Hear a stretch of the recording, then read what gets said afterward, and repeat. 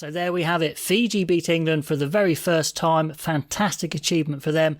22 points to 30, but well deserved for sure. It was a messy game. How do we sum it up? Well, I would say Fiji, a tier 2 team that is improving. England, a former tier 1 team who are definitely a tier 2 team now. That's not exaggerating it. That's just how it is. And they deserve to lose, although it was fairly close.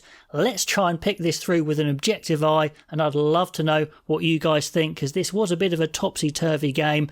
So let's get into it and talk about the things as they come up. And there was some more attacking intent from England when it was dry at the beginning. I quite liked the shape. It was the best it's looked like in these warm-ups, which isn't saying a lot, but definitely there were half breaks. They were getting Tuolangi into the game quite a lot, but also there were not options around him. And Ford looks quite comfortable conducting the play. Now, he's no threat himself, so he needs threats around him. They get a well-earned penalty 3-0, which is fine. Theo Dan starts with a bad not straight, but his throwing improves. But he's a newbie. He's getting into the game. Matavesi, his opposite man, was outshining him there, but Dan's a new guy getting into the game. Ollie Lawrence looked fairly dangerous, maybe lacks extreme pace, but made a few half breaks as well. So a pretty good start for England. And then a big moment for Johnny May, who, looks like he hasn't quite got the pace, but he does do a really nice stop and go on his opposite number and a handoff. It's a really good finish for him, so well done him. 8-0, although later in the game he gets stood up very badly himself and exposed for pace as well, so I don't quite know where he stands there. But then unfortunately the heavy rain comes, and that fast-paced game that we looked like we might have from the beginning kind of goes out the window, and it has to be a kicking game. And to be fair, early on in that kicking game, England were winning some balls back from the kick chase, doing fairly well, which they haven't done so far in their warm-ups. One little note though is that the English defence is very narrow, and there is a lot of space out wide, and teams will see that. They've been narrow for quite a long time now, and teams will want to spread them wide, and they'll get easy yards. Even if they don't break through completely, they'll get easy yards. And the England outside backs and some of their players like Ford, Mitchell, they are very lightweight in the tackle, so even if they take you down, you're going to make yards off them. Anyway, on 18 minutes, after some exciting ball handling, the tactics has changed. There's lots of drops. It's the English weather. It does do that. Goes to a thunderstorm straight away. 2 strong-looking scrums for England to start with, but then a bad scrum penalty from Genge for hinging. But England do target Randrandra's loose ball carry. He does carry it in one hand sometimes and rip to clear. And there's lots of errors in this game, lots of knock-ons from both sides. Now, in the first half, the Fijian ruck speed isn't the quickest. England are counter-rucking a bit, but then Ratavameda makes up for his Johnny May mistake. It steps Chesham. They stepped England a lot in this game. That individual stepping ability, too much for many England players. Dan Cole can't get anywhere near on the inside cover because, essentially he's a vets player playing first-team rugby, if you like. And there's a feed inside to score, but unlucky for Fiji, it's forward. So England get away from one there. Ford actually kicking from hand fairly nice in this game to clear this time. Then on 32 minutes, again, it's that Fijian individual talent breaking from nothing. This time Matavesi, the hooker, who had a brilliant game. And when they run through, they do make those small England backs look a bit like children trying to stop them. Fiji in the danger zone, lots of missed tackles from England. They're mounting up, but again, Fiji can't hold on to the ball. They definitely dropped a lot of ball. It was wet conditions, but that's one thing Fiji won't be happy with. A lot of drop balls. They could have scored more. And then just before half time, it was a complete disaster from the Fijian line out. No one jumped. Let Genge get a bullocking run to win a penalty, and they get them all going a couple of times to England, win multiple penalties. This is a great chance. Better throwing from Theo Dan. Malins tries to scoot into the corner, but nowhere near enough pace or power, and he gets pushed out. But too many Fijian penalties and they get a yellow card. So you think, England, this is the time to take the opportunity. More mauling from 5 metres. It gets messy and they muck it up. That was a big chance wasted, especially under the yellow card. So 8-3 to England at half time. After an exciting start, it definitely got really messy, but England will be happy to be in the lead for sure. So into the second half, and England need a strong start, but absolutely the opposite. Freddie Stewart, who had a bit of a shocking day, kicks the ball out on the full, gives Fiji a chance, and they absolutely take it.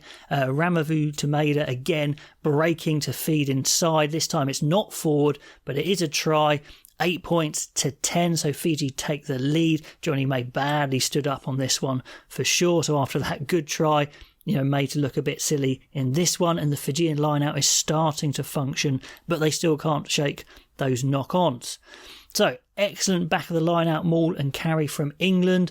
Otoje, big carry, sets up a great chance again, but that Fijian defence is a bit of a brick wall. I think generally the theme was Fijians physically, they're just better, they're just stronger, they're better athletes against some of these England players. Looks a little bit of a mismatch, and a really good jackal from Randrandra, so that was well cleared, and another chance for England wasted. And goodness me, this was a bit of a shocker from England. Good try, of course, coming up from Fiji when they spot Habosi spots. There's no one resourcing a ruck for England, and it shouldn't be the case because it's straight from a scrum, a good scrum from England. The loose forwards get off the scrum, but the tight forwards are nowhere to be seen. Habosi just looks up, and there's no one guarding this ruck at all. So he goes, "Thank you very much." Scoots through. Stewart isn't quick enough to get anywhere near him, of course, so 8-17, just not good enough basics from those England forwards there.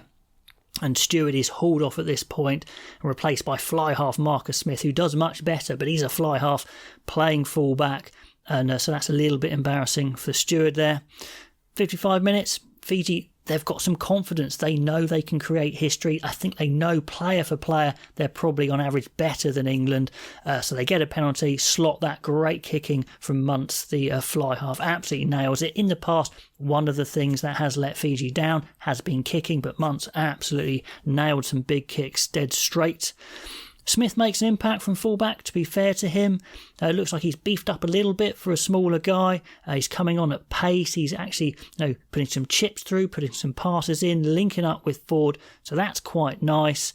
And he does look very close to being offside from a chip from Ford, but he's just level. England needed that. So brilliant talent there from Ford to chip and Smith to chase. Good finish. Nice stuff there. 15-20.